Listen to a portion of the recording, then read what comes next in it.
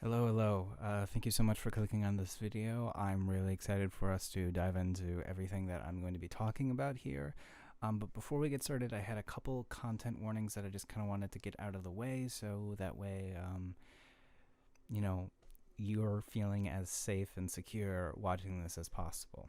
So, since we are going to be talking about asexuality and just sexuality in general, I am recommending that this video probably isn't going to be for children under the age of 13. There's nothing going to be sexually explicit, but I just wanted to err on the side of caution and just kind of give that general age range, especially considering this is going to be on YouTube and I don't want to invoke any guidelines or anything like that.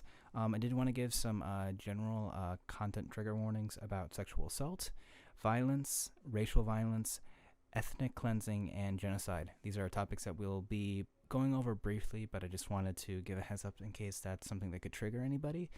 And I also wanted to give one last warning about the usage of the word queer in this video.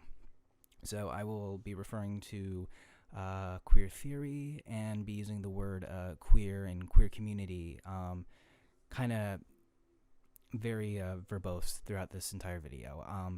That word is considered a slur by a lot of people, so I wanted to give people heads up about that. I'm using it in the more academic setting, which is what I have been used to, but I am completely aware that some people might find that upsetting or, uncomfortable. So I just wanted to give you that heads up so that way, if that is something that's going to bother you, you know about it ahead of time. Now that all that's out of the way, please sit back, enjoy the video, and I hope you can learn something.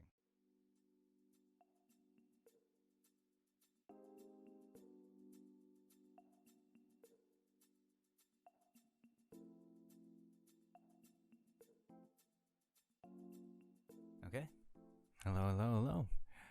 My name is Doug. Welcome to this video on asexuality and queerness. So, as of the time of this recording and when this video will be uploaded, it will be Asexual Week. Previously known as Asexuality Awareness Week, Asexual Week is a chance for asexuals to inform people about our sexuality, since we're one of the smaller queer communities comparatively, and by the nature of our sexuality, we're a little bit more likely to kind of float under the radar.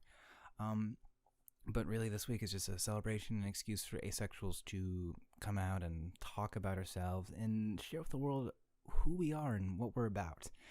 Some videos can be coming out videos, or some are a little bit more informative ones. This isn't a normal coming out video. Most people know me as a pretty out and proud asexual, but for those of you who don't know, I'm asexual. And for those of you who don't know what asexuality is, don't worry. This video will be informing you about asexuality and various topics and terms that go along with this. But this isn't going to be exclusively about that. It's not going to be about exclusively either or, really, I think coming out videos are really important, and I think talking about ourselves in that way is really important. Sharing things that we're proud of, not just in regards to our sexualities, but just like things that we really care about. There's this kind of idea that self-enjoyment and self-love is like narcissistic, and I think that's really it's a really bad idea. In a time when there's a lot of negativity, self-love is really important. It only really becomes narcissism when it negatively impacts yourself and other people. It becomes self-obsession, and you start to interact with people in a very unhealthy way.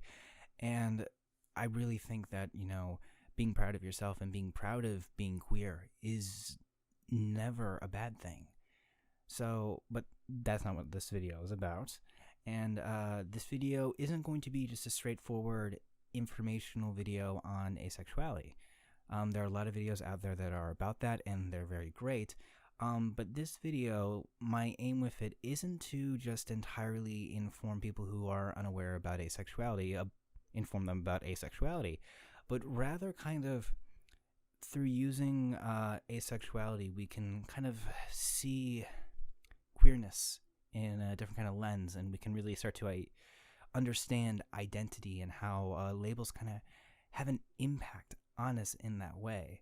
I'm going to be going over a lot of different topics and terms, and I didn't invent any of these. I'm going to be providing sources for a lot of the information that I find and stuff. But, these are things that I kind of had to figure out on my own that I kind of want to put out there so other people don't have to. There's a lot of discourse going around all the time. That's a very fun word. But, there's a lot of learning and growing we all have to do, especially with people in the queer community. We aren't taught our own history. There's a lot of stuff that we aren't really made aware of and that we kind of have to go out and find. And, even if you aren't queer, it's still good to learn because and will care about people who are queer. And so being able to kind of just understand just a little bit of the background, the background history, the background noise of our world and how it affects us is really important. And, it's really important that we find the things we're ignorant about and overcome that. And, I don't want to bag on anybody, though. Ignorance is nothing to be ashamed of, so long as we learn. I want to argue that a lot of people and a lot of the things that we regard as traditional when it comes to like gender, sex, or sexualities, they're very oppressive and kind of short-sighted. It's not only bad for those who can't fit into those structures, but I'd also say the people who do, the cisgendered straight people. Often throughout this video, I'm going to be referring to cis people or straight people, and I just want to get it out there, out of the way. If you happen to be cis or straight or some various combination of, more often straight people, I'll be like referring to straight people or heteronormativity. Please don't take it personal.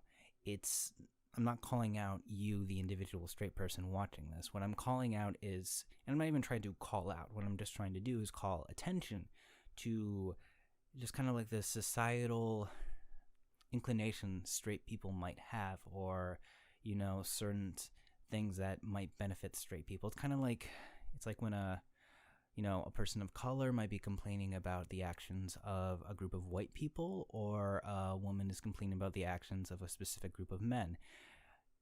In just the various ways that we communicate, oftentimes the context will matter, and that when, say a woman's complaining about a group of men, or, a person of color is complaining about, a group of white people, or in my case, a queer person is complaining about straight people, there is always that kind of unsaid not all involved in that. So when I say straight people, when I say cis straight people, always just think there's that not all or not you.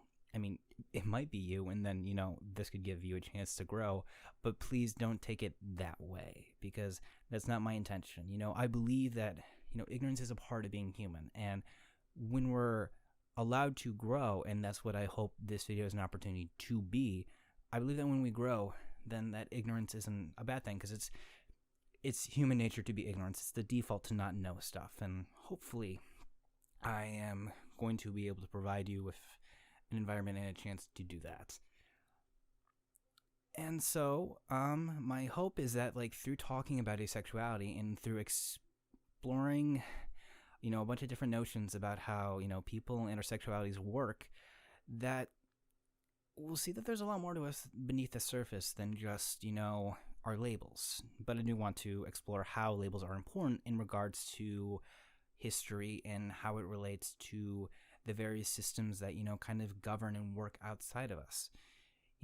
I hope to explain a bit about my identity, about asexuality, helping you kind of see who asexuals are in relation to the queer community as a whole, but also people as a whole.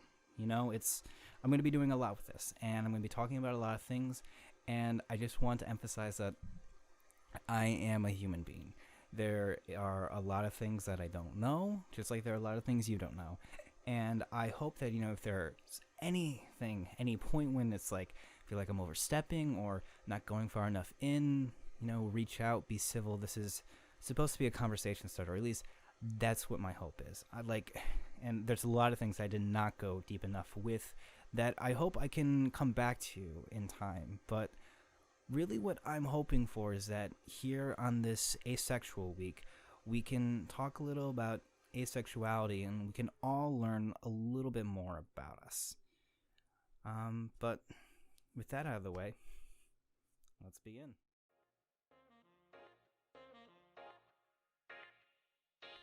Part 1. Labels and the spaces in between. Alright, so asexuality, as it's most commonly known, is the lack of sexual attraction. What I'm going to explain, and what I hope you'll soon find out, is that asexuality is a very large identity, and it encompasses a vast swath of many smaller identities, kind of similar to bisexuality or pansexuality. It's a very large spectrum. It's a big umbrella.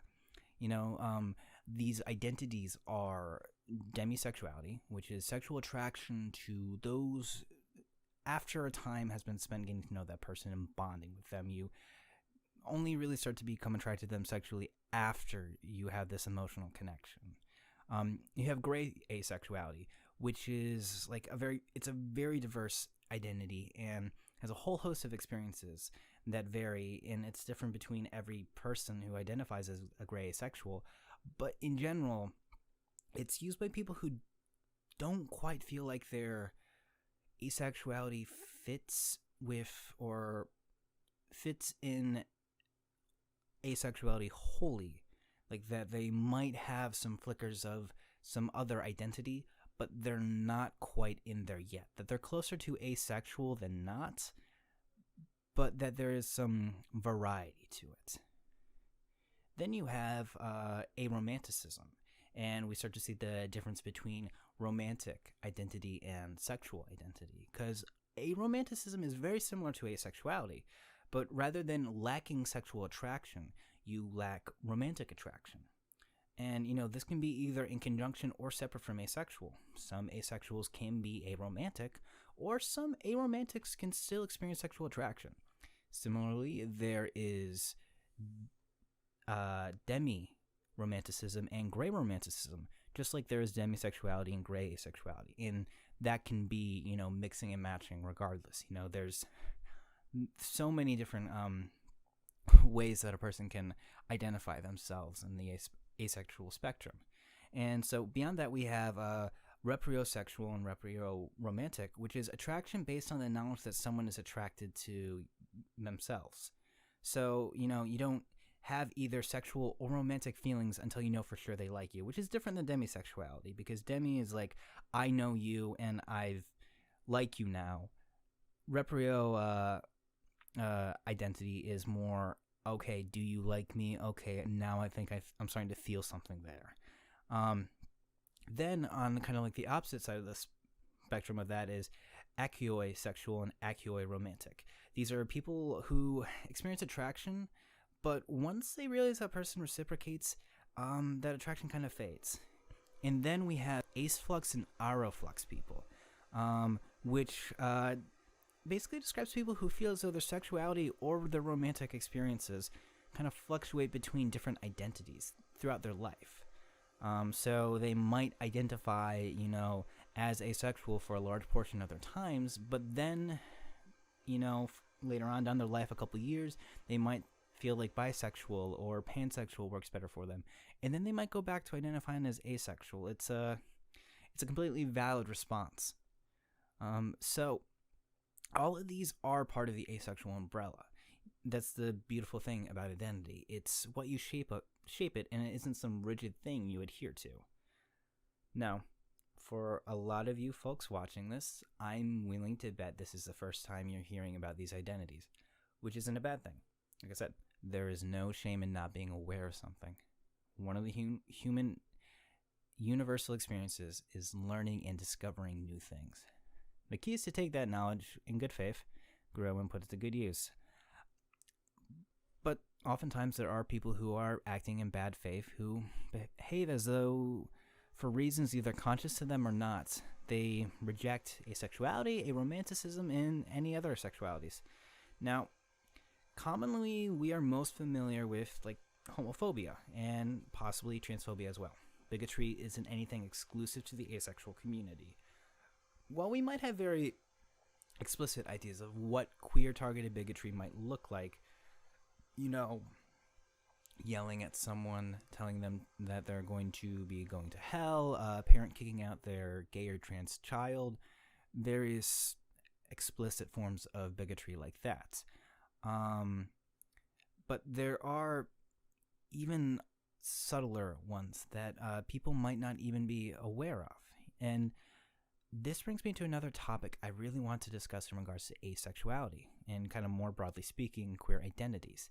It's the pushback to the terminology and the kind of hyper specificity of some of these identities, like the ones I mentioned before. Now, for a lot of cis straight people, and especially those not as familiar with queer culture and kind of like queer theory, the broadness of sexual and gender identity is kind of overwhelming. To people who fit inside the normal, it might feel like these identities are coming out of nowhere. Oftentimes, I've discussed these identities and others with well-meaning, straight, cis, sometimes even gay people. And the reaction is, at least initially, incredulousness. Not all the time, mind you. I don't want to throw anybody under the bus and say anything like straight people just don't understand or some gay people are as oppressive as bigots. But I do believe that when we are closer to what is accepted as normal, and when we're closer to that concept or that point where we don't have to think about our identity, where our identity is taken as normal and is taken for granted, that's when we kind of start to push back. And the closer you get to that, the more likely you're willing to push back against it, especially if you're kind of new to that circle. You know, that, oh, I just got added in. I'm now considered normal. Oh, that person, they're different. I used to be different. And sometimes it can be easy to kind of push back so that way you don't get excluded. You know, you just got to sit at the lunch table. You don't want to lose it. Not to say everyone does that, but that is it's a human response and it's a human reaction. It's something that we do see within the queer community. And there's a ton of reasons why this happens, and it boils down to ignorance. And like I said, ignorance isn't necessarily a bad thing. It's how we handle that ignorance that really matters. And one of the challenges and one of the things that really brings up this ignorance for us is that, like I mentioned a little bit ago, queer people and, non-queer people, we aren't taught the history of, queerness. We aren't told these things. So it can be very hard to learn about identities that aren't outside of the mainstream. It's why some people might know more about, say, gay or lesbian people than they do bisexual, transgender, or even asexual people. And especially those people who live in more isolated and less queer-friendly communities. You might only have to go off of what you see on a TV show or stuff you might find on the internet, and you don't have that face-to-face, genuine person-to-person interaction to understand everything. So, ignorance is something that can be expected then. And unfortunately for all of us, the U.S., which is where I'm mostly focusing most of the center of my analysis. This is going to be a very U.S.-centered video, which is, of course, a downside, and that I can't speak to the queer experiences of people in, say, anywhere else. But the U.S. has a culture that really tries to kind of make us feel ashamed of our ignorance. Our knee-jerk reaction might be try to pushing back against new information. Like, don't bring me that new stuff. I don't know about that. Get it away. It might make me ignorant. It's only after the fact we might realize that isn't the way we should respond. And the problem then is usually the person talking to you about that might not feel like you're a safe person to confide in, at least in the future. Of course, that is even giving people the benefit of the doubt. You see, this isn't exclusive to asexuals, Many gay, lesbian, bi, trans, and others have experienced similar situation to this. I'd say that non-queer people have had a moment like that as well, in a different context maybe, but you share something with someone and they take it in a way that you don't expect. Something innocuous that ends up causing a fight. And it usually has more to do with the other person than it does with you. But if you're in a bad place or you're unfortunately a little bit younger, you might internalize that and think that you did something wrong when really it was the actions of another person. You see, people have only their prior responses to go off of. So someone, say a straight ally who had to go through a lot of work to overcome their own internalized homophobia to accept a queer family member, might one day have a conversation with their gay cousin who introduces them to their partner who identifies as a non-binary demisexual. And they may feel overwhelmed, guilty even if this is their first time hearing about this, and it can be a nasty feeling. And if they're still operating under that idea that ignorance is bad, it can, make them feel really awful. And if they're a bit more egocentric, they might lash out at their cousin and their partner when they're really, it's about them and their own internal problems. And the sad thing is it makes sense on some level, especially when you think of how queer communities have had to fight to be mainstream. It's not the fault of gay, lesbian, trans, or any other communities that most people's only experience with queer identity is the LGBT acronym. It's a societal and historical fault that we're so ignorant of each other's lives.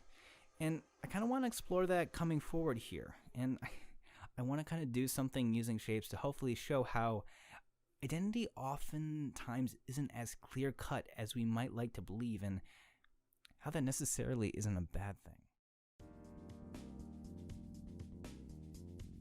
Part 2. Beyond the Triangle. Breaking Geometry. Okay, so what do I mean by shapes?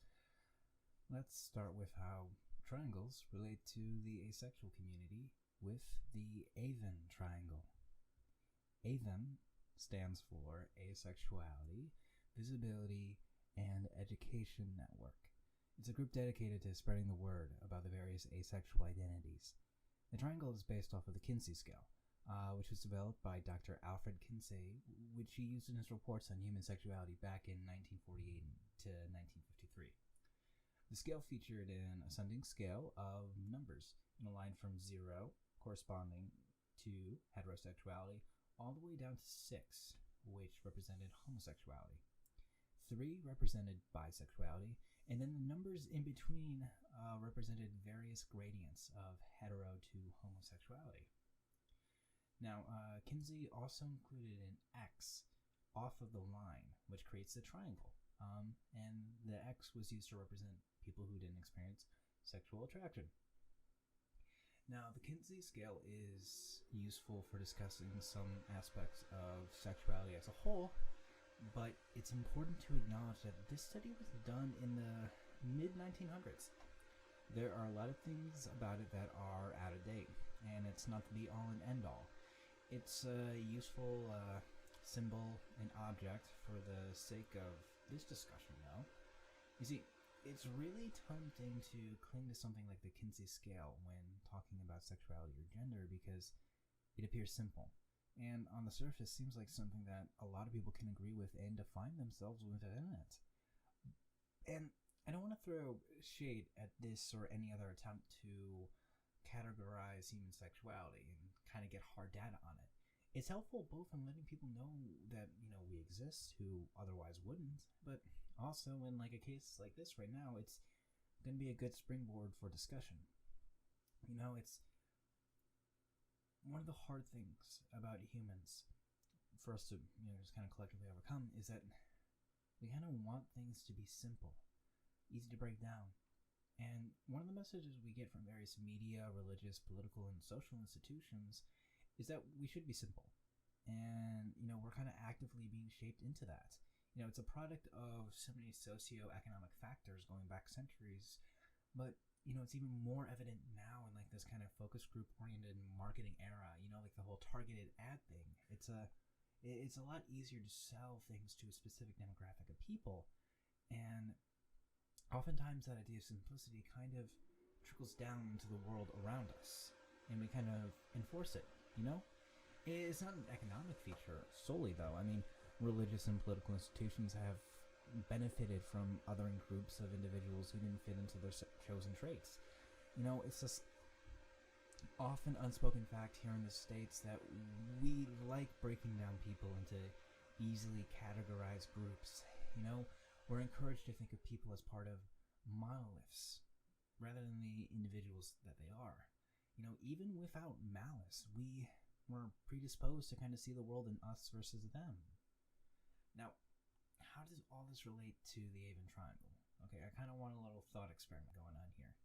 So I want us to take that triangle, and I wanted to put it in a line with a square and a circle. Are you with me? Now, I want you to picture one of those baby toddler shape games. The one where the kid's given blocks of the different shapes, and they have to put the block into the right shape hole. Good, you got it? Now, with this image in mind, I want us to imagine that each of these holes represent a certain sexuality, in that as we come into our sexualities, we grow up and we put ourselves into the sexuality that fits us best.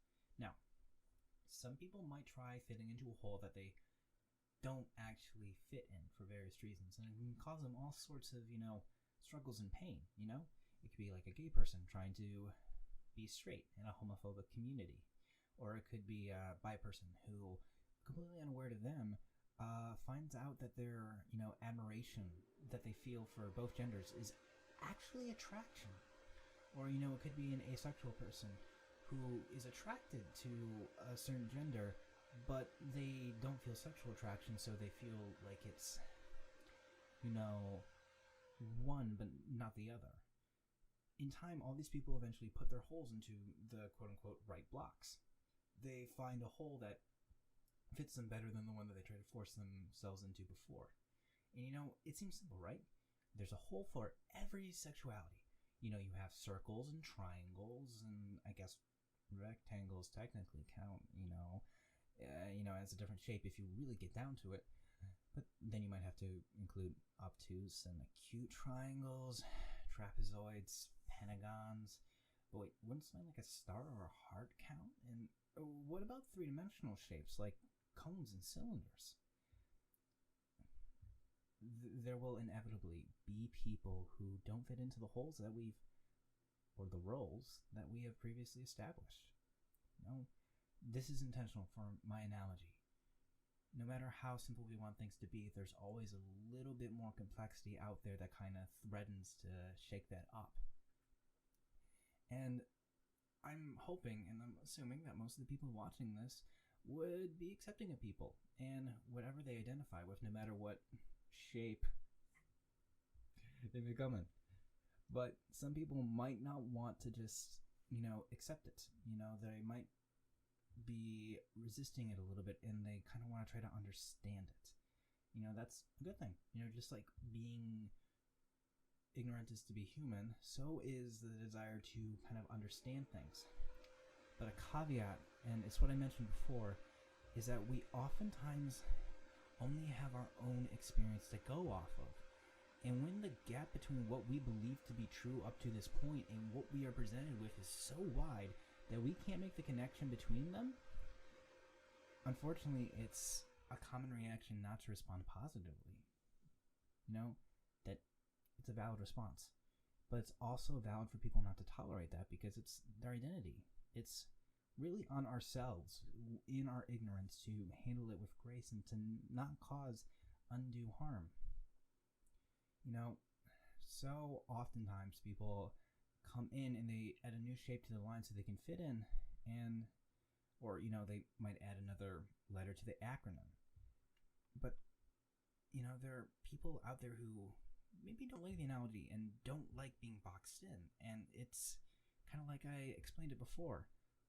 Whatever new way we come to kind of categorize ourselves, there's always going to be people kind of pushing back to it. And on the outside looking in, there may even be people who understandably look at that and maybe out of no malice, maybe in good faith, are like, well, why do we even have to categorize that? Why can't we all just be people? Why do we have to break it down? Why do we have to put a label on things?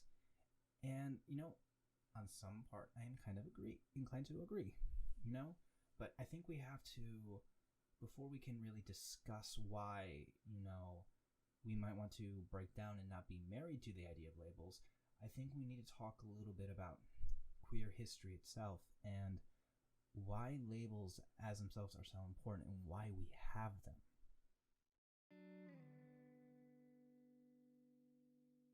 Part 3. Language, Exclusion, and Erasure. What we take for granted.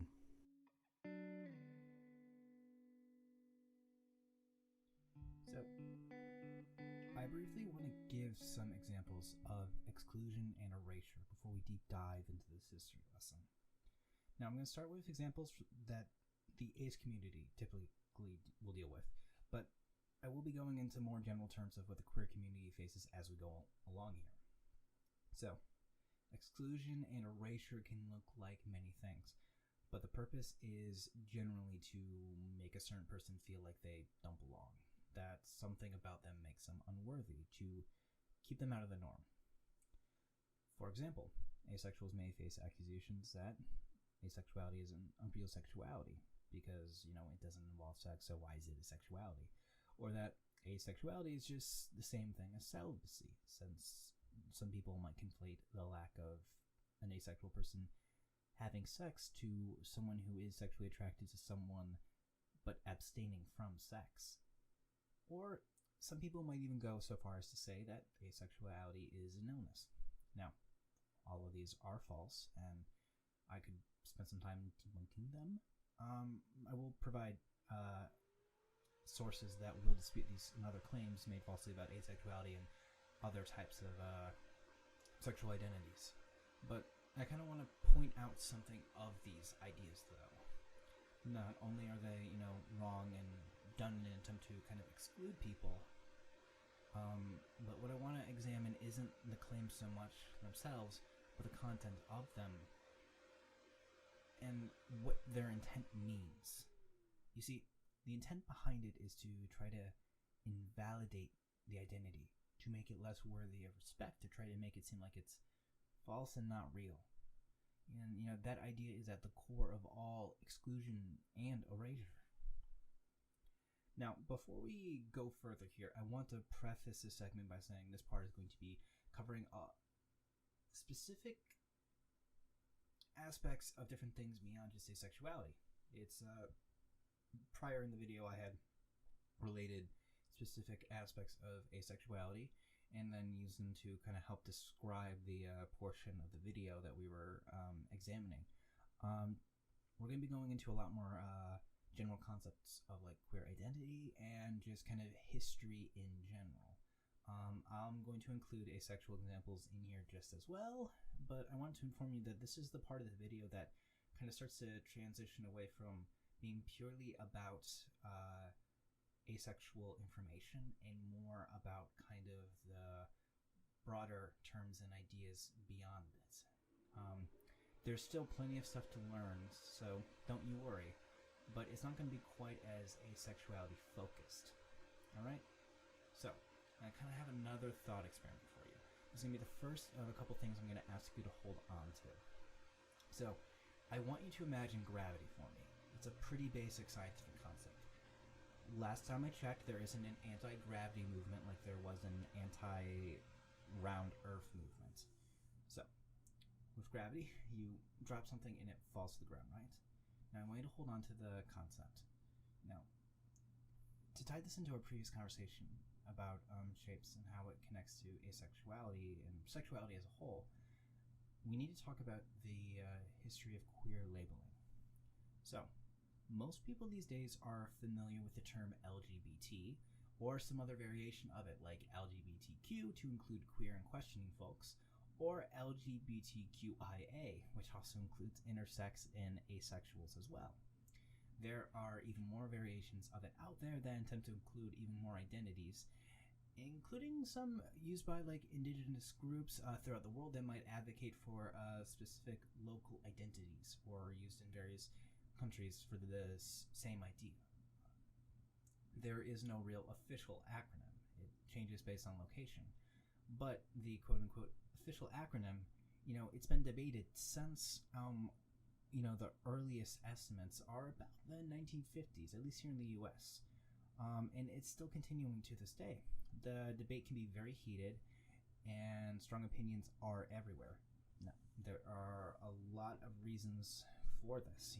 One is in fact that idea I mentioned earlier about how, like, the farther away you are from being accepted to the norm, the more likely you might be willing to kind of push back against other things that are technically considered outsiders.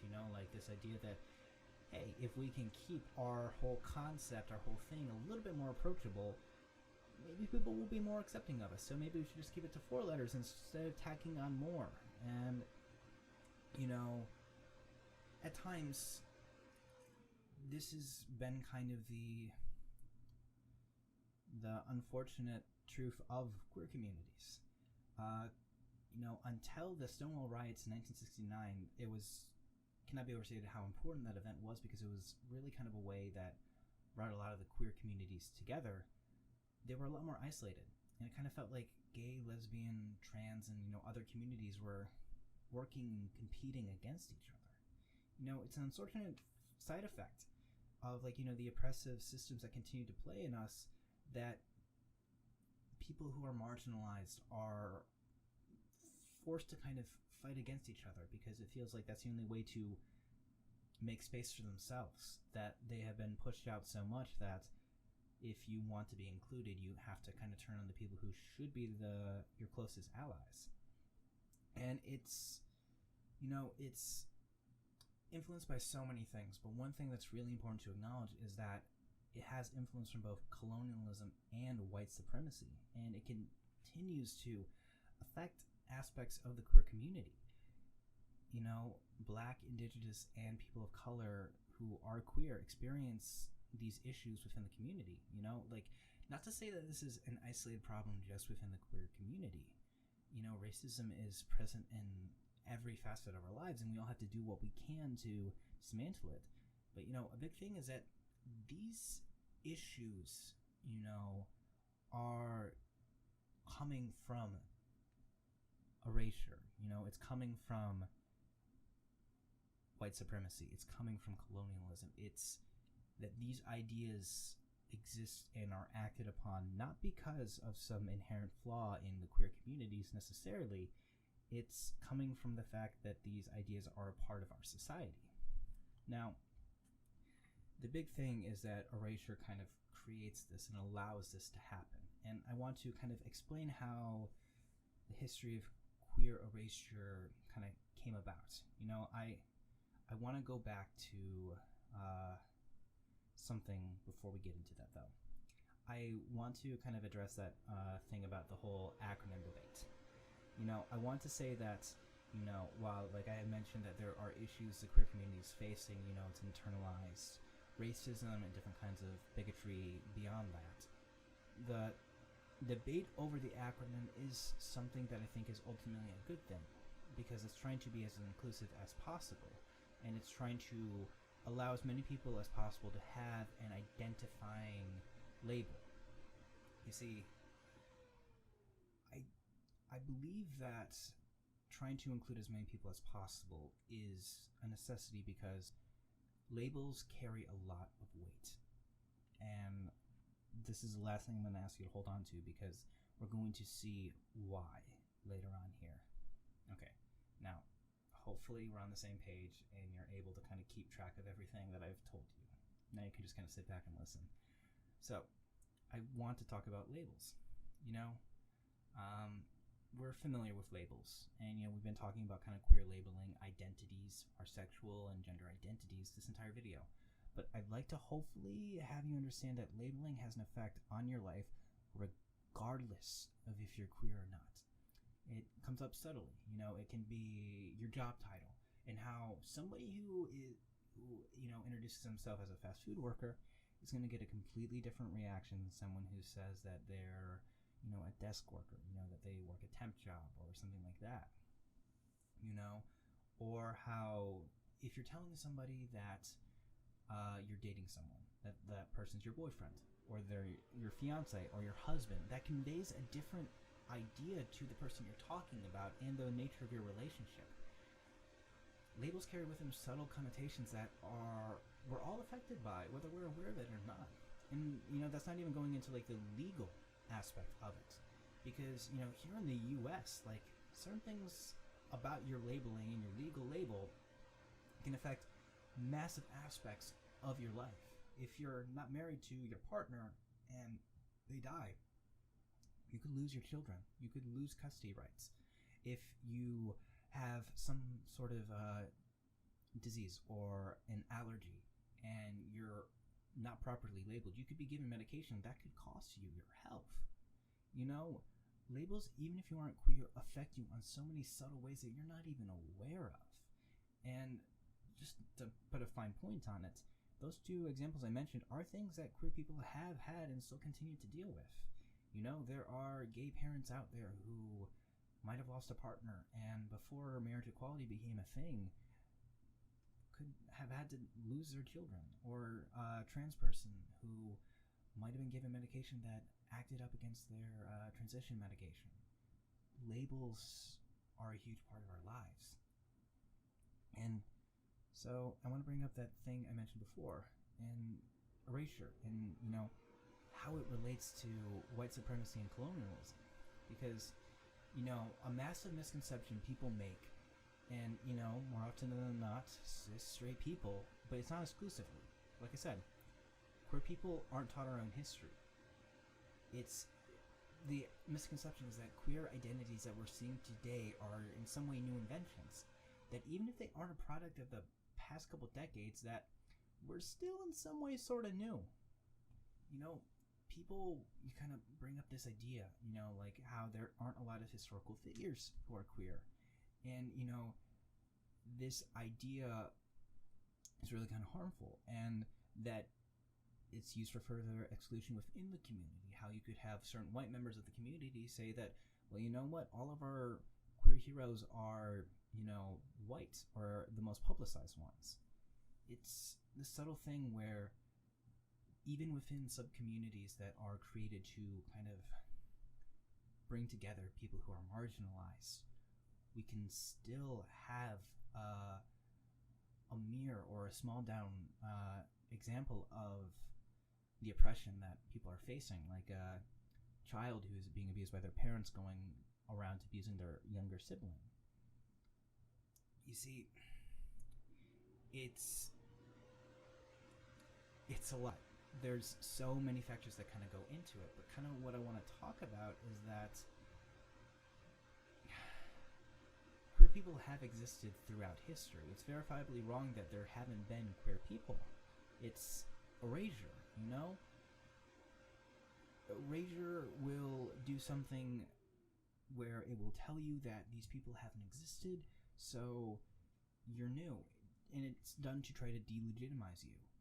And then to, further along that example of how even within the community there can be examples of erasure, there can be people who will say that, maybe homosexual and bisexual people existed in the past, but, maybe trans people and pansexuals and asexuals, they probably not have, This is, another example of erasure, of trying to use the tactics that, invalidated you to invalidate others, so like maybe you can be welcomed inside. It's a very toxic and kind of dangerous game.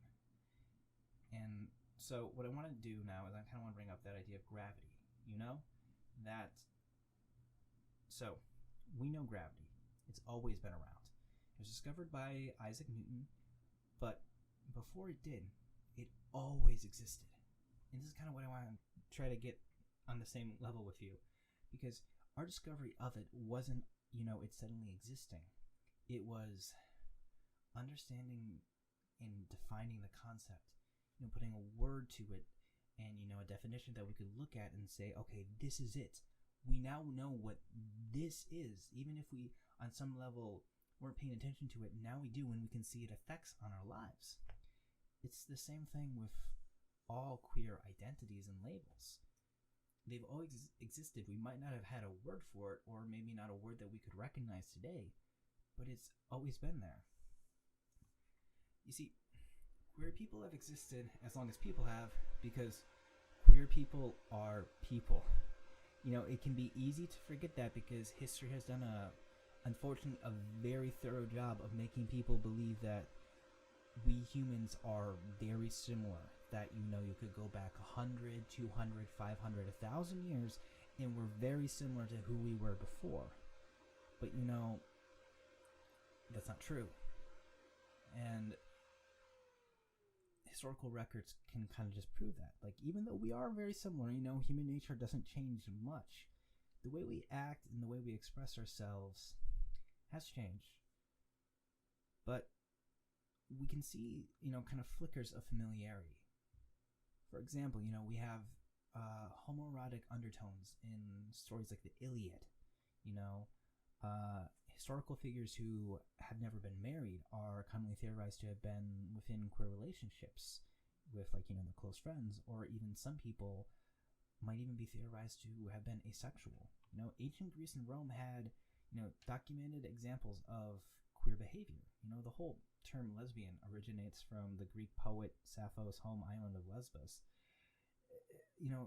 There's a historical basis for queer people existing, although they are very different from us. And, like, for example, the ancient Greeks and Romans, their example of queerness is nothing that we would probably condone today, but it's just kind of in the same way that, modern day heterosexuals probably wouldn't condone the marriage practices of the Middle Ages.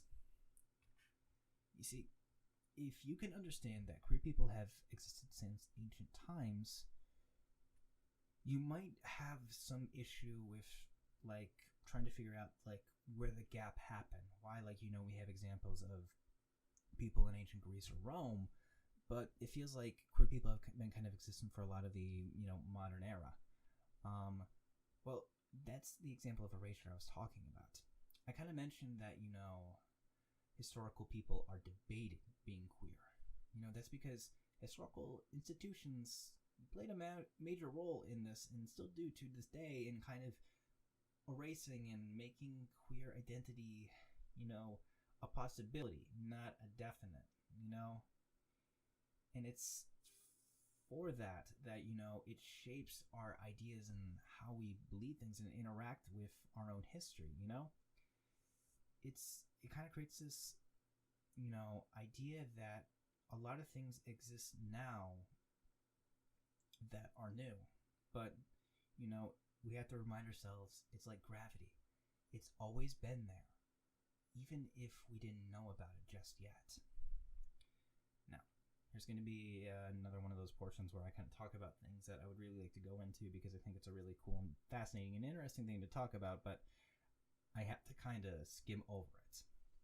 But I kind of want to emphasize this is a really important part, because it can... similar ideas like this have happened throughout, and once we're through it, I hope you can kind of see where I'm going with this. So, to kind of understand an idea of how society shapes the viewpoints of the people around them, I want to go back to the Dark Ages of Europe, specifically kind of Western Europe, in particular England, but just kind of those areas around there, So, following the fall of the Roman Empire, common literacy starts to kind of fade away. And written word is, kind of kept in the hands of, like, the ruling elites, the nobility, kings, and all that, but also with Christian monks. Now, most scholarship, and in the terms of this, scholarship kind of refers to, written word, books, and like, not like something you apply to get money to go to school. But the scholarship was written by men who were, through their vows, prohibited from having sex.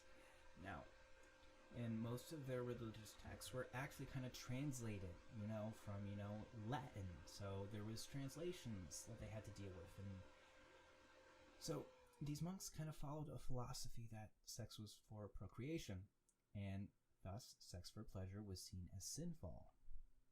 Their viewpoint also dictated how they viewed non-heterosexual sex.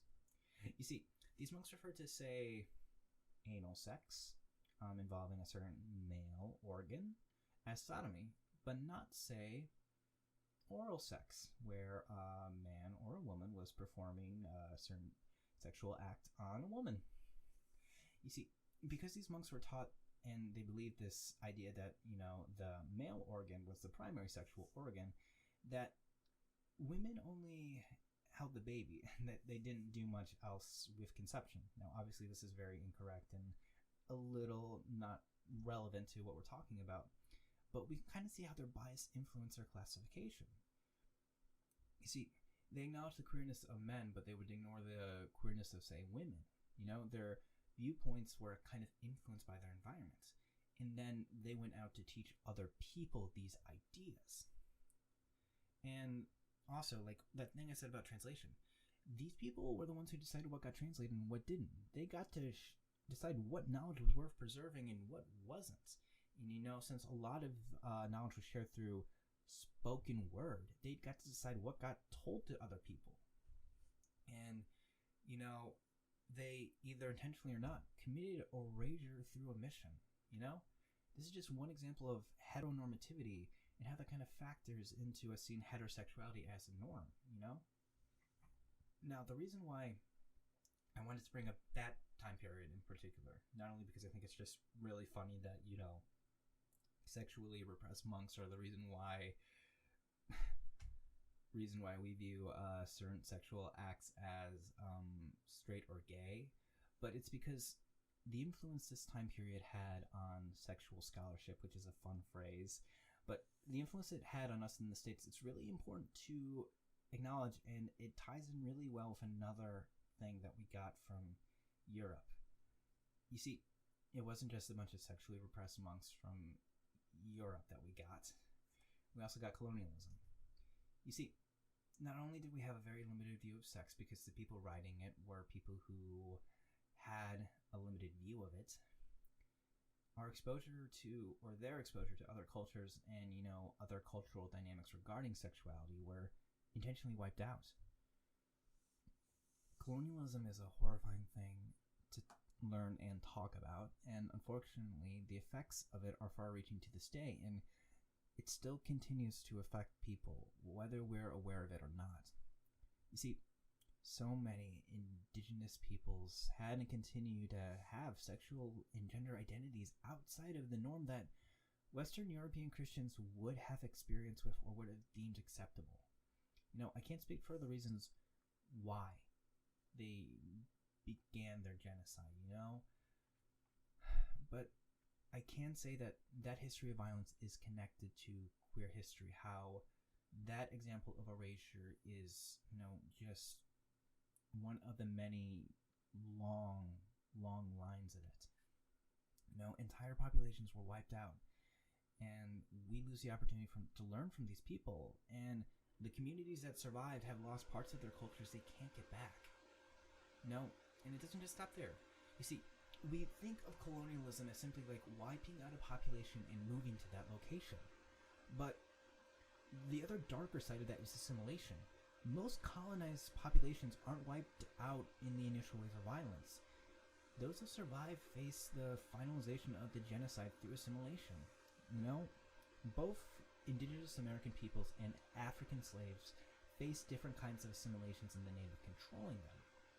Christianity was forced on the populations in an attempt to wipe out their old cultures, and it succeeded to different extents. You had black slaves who were fed this idea of Christianity used to justify their enslavement, and then you had tribes of indigenous American peoples who were wiped out, and then their children were adopted by white families or sent to boarding schools to essentially just wipe out their old culture. To this day, Black America doesn't have the connection to their ancestral cultures that, say, Irish or German American people might. Indigenous peoples, had land stolen from them, and they still face legal discrimination on their reservations. I don't want to claim that the genocides these peoples face were inflicted solely for the sake of squashing out queerness. That'd be appropriating a type of cultural pain that I, as a white person, has no right to claim. But I believe that the queerness in these communities were among the many cultural losses lost throughout these genocides. And that is a tragedy. To this day, the effects of colonialism and white supremacy rear their head. It's why black men still face discrimination through forms of hypersexualization. It's why trans people of color face higher levels of violence. It's why indigenous people often don't get justice for crime inflicted to them on their own lands. And another problem adjacent to this is exclusion, which we've kind of already talked about. Now, this isn't a wholly queer issue, just like colonialism and white supremacy aren't wholly a queer issue. It's a very American thing. These are American problems. And, it's an American thing to have large populations excluded from various civil rights and so many other things. Now, exclusion, it comes in many forms. You have, say, in the queer community, certain gay and lesbian individuals trying to exclude bisexual people on the basis that they, aren't gay enough, or cisgendered people excluding trans and non-binary people. A problem we see a lot with asexuals is this idea that we get excluded on the basis that we're kind of straight passing. It's, something queer communities often deal with, how other sexualities and genders are more passing than others, and they have certain privileges over the others. It can cause a lot of discord, having to deal with less discrimination than others or more discrimination than others. You see, asexuals, or anyone who is accused of being straight passing, the assumption is kind of made that this passing make their lives easier to the point that they should be excluded from queer spaces. It erases the experiences an individual has had because they aren't straight. I'm not saying that, me being able to appear straight doesn't give me more advantages than somebody who very clearly can't hide their queerness. But it assumes that me and any other person who is passing is at a level of privilege where they are essentially, straight. And that's just not true, because on some level, those people will always be different. They will always be queer. They will always be outside the norm. We live in a heteronormative society, and eventually that difference will be noticed. And if everyone else is excluded beforehand, eventually that does come down the line. It can be very easy to get into a type of oppression Olympics. There's this kind of human reaction that when you've been dealing with so much pain and you hear someone else talking about something, to be kind of like, I had it worse than you, shut up. It's a human response. It's valid, but it's not right. It turns the conversation away from coming together and understanding. It takes it from, hey, I've been there. I had it tough too. And it kind of turns it into who's had it worst. And I want to emphasize that this is more often than not an individual thing. I don't think we really have a majority of any identity. Excuse me. I don't believe we have a majority of any identity actively gunning for another one. But, it's nature of most queer communities that if you're living in a location with a large population, you're probably going to be more informed of these ideas and interacting with a wider group of people. If you're living in a smaller community that's more isolated from the larger ones, and you might be the only queer person in your town or neighborhood, it's going to be really hard to figure these things out, and you're kind of at the mercy of whatever you see on TV or using the internet, which, while there are some cases, like hopefully this, that will be helpful and informational, it can still be very easily to find hyperbole and kind of get led astray through the venting and misinformation that is social media. I guess kind of what I'm trying to say is that no one group is wholly bad when it comes to exclusion within queer communities. It's just bad actors. and they have precedents that enable that we have to identify and dismantle. A point that I do briefly want to explore is this idea of society making a brand out of queerness to kind of exploit it economically, and in general kind of playing with the desire for acceptance and exploiting it. So this comes in different ways. For example, it's common for like TV shows or books or movies to engage with and kind of exploit queer subtext and engage something called queer baiting, where they hint at characters possibly being queer in the hopes of catering to a specific demographic, but they don't do anything substantial with it. Queer representation in media is hugely important, since representation not only can feel nice if you aren't used to seeing yourself on screen, it allows people to see you, and if it's done right, they can see someone who's different than themselves in a much better light. But when it's done wrong, it can leave you feeling exploited and more rejected than before. And so, on like a similar note, there's the idea of hypersexualization. A big problem in American media is that it uses sex to sell everything, basically, and also sometimes just to drum up controversy.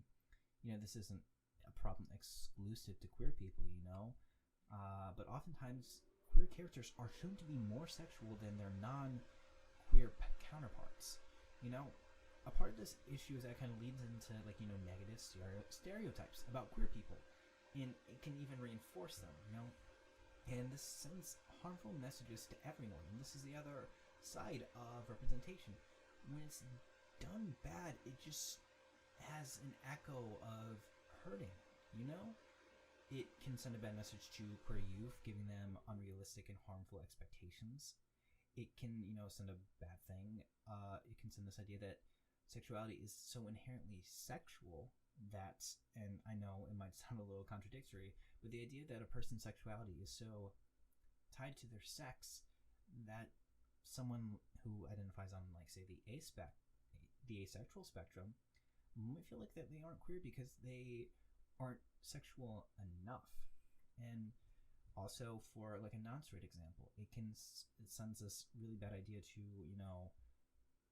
any kind of teenager, really, that I have to be sexual because this is what teenagers on TV shows are doing, even though those are 20-something adults pretending to be teenagers. It's a very messy topic, and it has ramifications outside of the queer community. And a lot of the conversations surrounding queer identity end up kind of revolving in some way around sex because of it. Like the phrase, like, it doesn't matter who they sleep with. Unintentional or not, we frame the conversation about sexuality around sex. Like, you would never say that a teenager isn't straight because they've never had sex with the opposite gender. But a lot of times, queer youth are confronted with the fact that, well, how can you know that you're gay or lesbian if you've never been with somebody? And it continues even to adulthood. And since people base their perceptions of reality on the media they engage with, it's not hard to argue that this does a lot of real harm beyond the examples that I've given you. There's still a lot of people whose image of a gay man is going to be based off of what sitcom they've watched within the past couple years. Representation matters because it can oftentimes be that first impression somebody can get of a different group. So, where do all these ideas come from? Where do they play out? Because the different ways of queer exploitation aren't exclusive to the far past and like modern advertising schemes. There's a big effort to discriminate and victimize that comes from religious and government institutions. I don't want to cast the blame solely on religion because that's where sometimes these conversations can go. There are a lot of queer folk who are religious, and by saying religion is anti-queer is taking a stance that I think is very Christian-oriented, because there are several faiths out there that are accepting of queer ideologies, and condemning them would be seeing the world only through my limited lens. It can't be overstated, though, that religion is, an old institution where a lot of power is held, and it can be used, in particular Christianity can use it as a justification, and it was used as justification throughout the age of imperialism. Christianity has played and still continues to play a huge role in many forms of oppression. People use it as either a sword or a shield when it comes to discriminating against queer people, and it's something that every person of faith has to own up to and work to end. But like I said, it's not just faith. Governments have been using various reasons to justify discriminating and even murdering queer people. Homosexuals were among the targets of the Holocaust, and even among the Allies, the good guys, queer people face discrimination. In the US, some of the most common victims of euthanasia were homosexuals. It's where the Nazis got a lot of their ideas for the Holocaust. Following the defeat of the Nazis, both German governments refused to recognize homosexuals as victims, and individuals such as Alan Turing, who helped to win the war for the Allies, faced discrimination and punishment for being queer in the United Kingdom. Even going into the modern era, there are people still alive today who witnessed the AIDS crisis, where the Reagan administration intentionally downplayed the AIDS pandemic for the purpose of punishing gay people, even though the disease ravaged people across the nation. Queer people have been lumped together with pedophiles for decades in an attempt to justify the more barbaric pieces of legislation targeting them. Even now, queer people face discrimination in the forms of new laws.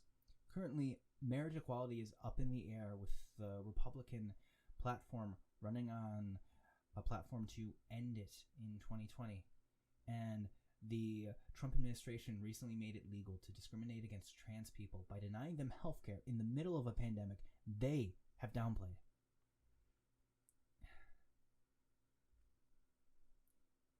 The key takeaway here, I hope you find, is that these are all ways that individuals and institutions can act in bad faith to try to justify discrimination. Using erasure and exclusion to invalidate groups of people, it becomes a lot easier to excuse discrimination. If you believe lies about people, then it's easy to ignore the bad things done to them and ease your conscience while it happens. Ignorance about queer communities hurts us. If people don't know anything about us, or worse, believe lies and propaganda, then something bad can happen to our communities and they won't care. And this is why labels are so important, why we can't afford to be ignorant of them.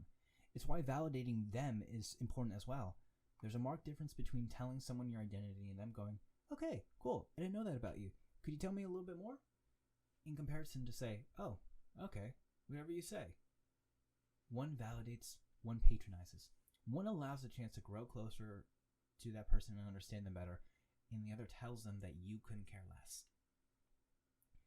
It's a similar concept to checking on a friend and asking them that when they leave your house to text you when they get home so you know they're okay, or asking someone to watch your laptop when you go to the restroom.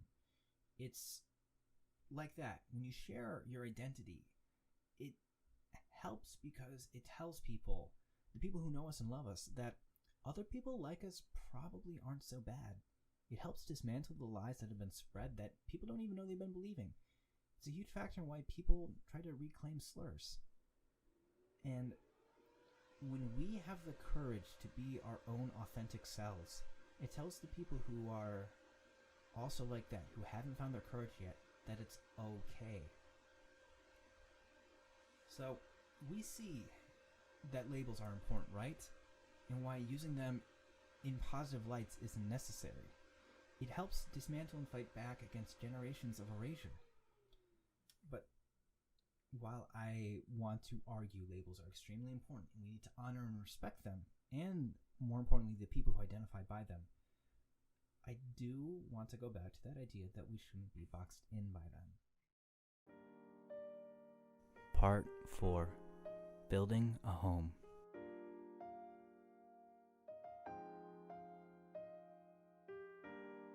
So, we've discussed a lot of heavy stuff, huh? Don't worry, I promise things are going to end on a brighter note. But I want to talk about that idea I just mentioned. That one about not being boxed in by our identities. Yeah, I know. It kind of undercuts the point I just made, saying that right after giving you all this historical reason why labels are important. But I think it's really necessary to kind of talk about why. And it's not just in regards to queer identity, and we'll see why. But what I really kind of want to put into your heads as we go along here is this idea that labels, while extremely useful and helpful and a valuable tool, they're a part of a system of oppression. Like in an ideal world, we wouldn't need labels. We would still have them, but we wouldn't need them in the way I've described. Of course, we don't live in that world, but I'm kind of proposing we do what we can not to be hung up on them. It's like I said, kind of back in part 1. We get really attached to what we already know, and we can be hostile to new ideas. Through historical context, we kind of see why all this is, at least I hope we do. But it's like I mentioned before, some people don't fit into the roles that they see before them, and they might not feel like adding another. And it's important to acknowledge that, even the best label out there, even the best acronym that we finally settle on isn't going to encapsulate every single person. It can't.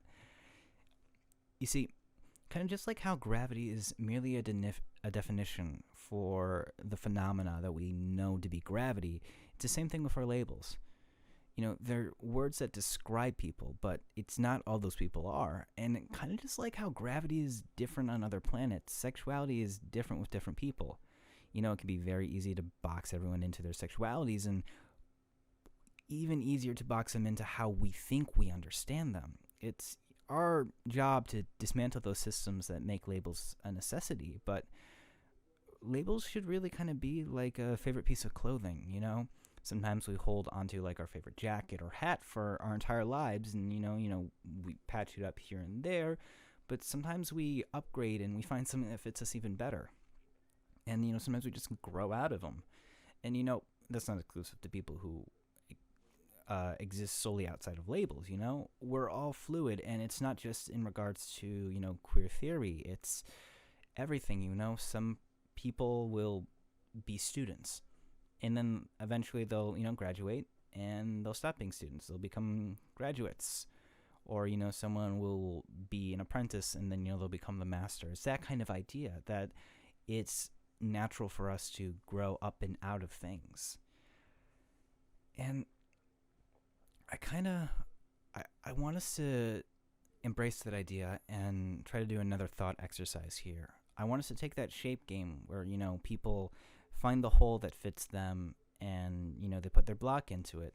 But I kind of want us to start thinking about these shapes and think of, those blocks as like, building blocks. Instead of it be about kind of fitting into a pre-made hole, even if, it's a easy, clean fit.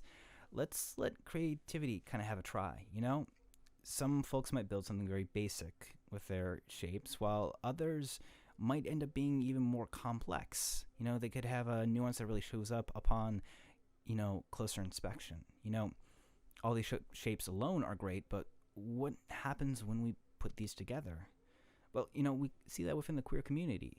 You see, one of the beautiful things about the queer community is that it encompasses so many different people. It doesn't just belong to any one group. We have our smaller communities, gays, lesbians, etc., and so many other beautiful groups. Like outside of just sexuality and gender, we have, different races, religions, and, social groups that share that common thread of sexuality and queerness. And, through that circumstance, we find ourselves, standing together despite the many differences that exist, Queer people have that connection that spans past a lot of the things that, we typically divide ourselves by. And then there's straight people. Now, don't worry, I'm not going to bag on you guys, but I kind of want to take a look at a few of the things and hopefully kind of prove a point and explain something with that. Now, it's obvious there's a gap between the queer community and most straight people. It's similar for every marginalized community. Those who are part of the in-group are never going to understand what it's like to not be within that group. They don't think about it. They aren't forced to. But it's important to acknowledge, for the sake of discussion, that separation is artificial. Now, that's not to say that there aren't those privileged people who want to keep that separation and that they aren't aware of it. But this separation that we experience, it's a system designed by humans, and it's not ordained by nature. It's something that can and hopefully will someday be broken down. You see, obviously straight people are different than queer people, but in the same way, so is a gay person next to an asexual person. There are so many differences, and this classification that very easy for us to fall into, and what we kind of naturally do can reinforce that separation. And kind of what I'm trying to say is that, while there are socioeconomic reasons why straight people aren't a part of the queer community, and the obvious reason being they aren't queer, you're still a person and you experience your sexuality in similar ways. Like, it's not exactly, mind you, there's definitely going to be more differences than there are things that are similar, but there's this misconception that, and it's reinforced by the system that creates the in-group, that makes heteronormativity normative, and it's that idea that straight is the default, it's the normal, you don't think about it. All the other ones are different and they have their diversity, but heterosexuality is the model. And oftentimes there's not an effort really to examine the depth that is within heterosexuality. Now, what I'm kind of hoping to communicate is that there's more to us than just our labels and what our labels say about us. My hope is that kind of straight people take lessons from the queer community, because the queer community is more receptive to the idea of fluidity in regards to one's identity than, say, straight culture. Not that we don't have our own fair share of struggles, but those struggles come from reinforcing those heteronormative ideas of trying to fit us into the normal of the rest of society. But there is no real normal. There is no default. There is no model for us to follow. And to kind of go back to that idea of heterosexuality, it's that there is no model straight for someone to be. Despite all having the similarity of being heterosexual, every heterosexual person experiences their sexuality in a different way. And it's just the same way, or maybe not just the same, but it's similar to how the queer community experiences differences. It's how people of the same identity can experience their own differences. It's why we have so many different sub-identities within the asexual spectrum, just as an example. There's so much more to us than what our identities can convey, and there's so much of us beneath the surface, and it can be hard to put that into words. Labels are our best attempt, and it's also why we have things like poetry. Now, rigidity of identity is a part of heteronormativity. If people think that labels are these absolute things that that they can't change and that they have to be a part of, when just being a human being and just being thoroughly unpredictable and changing in ways we can never comprehend, when their own behavior contradicts it, it can create some really baffling things. Like this whole concept of assigning certain colors to genders. And, oftentimes it's mostly straight men who won't allow themselves to wear colors of said gender, like pink, for example. Or, how certain types of haircuts are inherently considered masculine or feminine, in that people make assumptions based of like what that person's, sexuality or gender is based on how they're wearing their hair. Or how there's like this weird trend on Twitter right now where we have a bunch of oblivious men asking, like, hey, fellas, is it gay to do this certain thing? And oftentimes it's like something that involves just like basic hygiene. It makes no sense. But like on a more serious note, it's why you have straight men lashing out and attacking trans women because they assume that being attracted to them makes them somehow gay.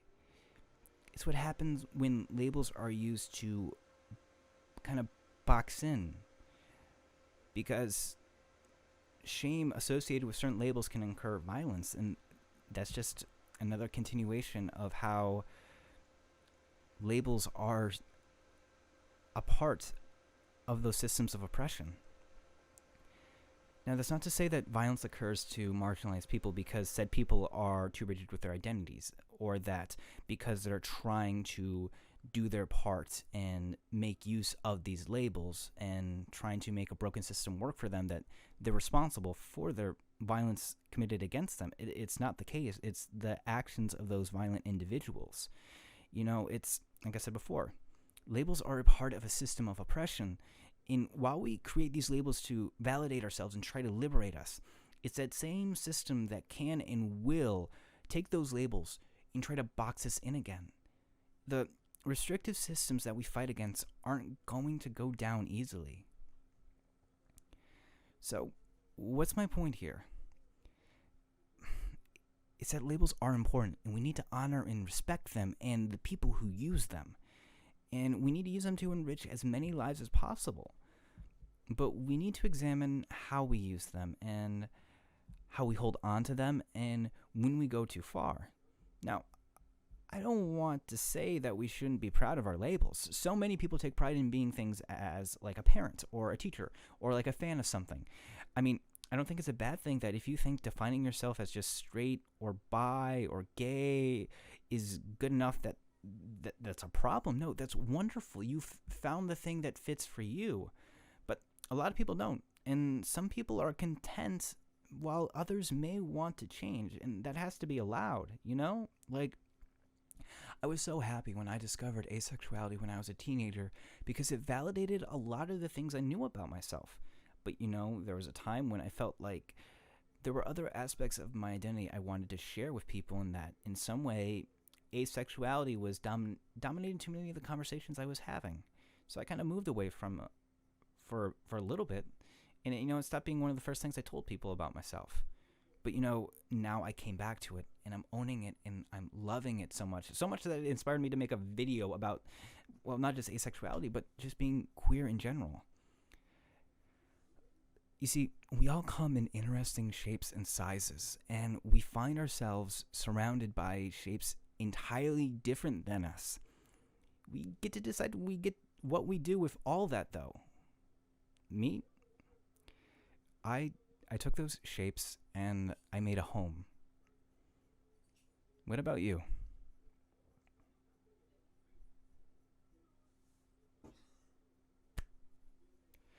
Thank you so much for watching. I hope you enjoyed the video and learned a thing or two. Happy Ace Week to all my fellow aces out there. Always be proud of yourself and love who you are. But please, everybody, please take care of yourself, take care of each other. Remember, Black Lives Matter, and I'm happy you're here. And I hope to see you next time. Bye-bye.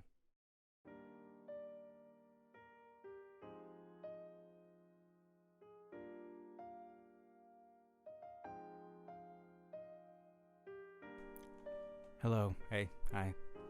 Thank you for watching the video. This is just going to be a portion here at the end of the video that I'm going to just kind of be talking shop about the channel and the video and stuff.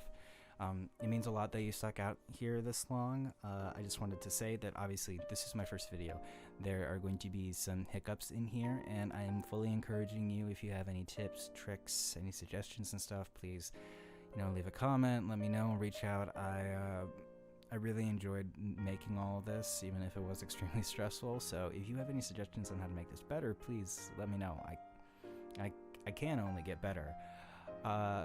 Alongside that, there are a lot of topics I covered today, and if you felt like I didn't cover something extensively enough, or if there's something you want to add or further explain, please do the same. Reach out. I'd love to share it. I am well aware that I didn't cover everything with as much depth as I would have liked to and as it might necessarily need. So if you want to, help me with that, please do so. This is not some sort of absolute, my word is the end of it. It's not. This is meant to be the start of a conversation, not the end of it.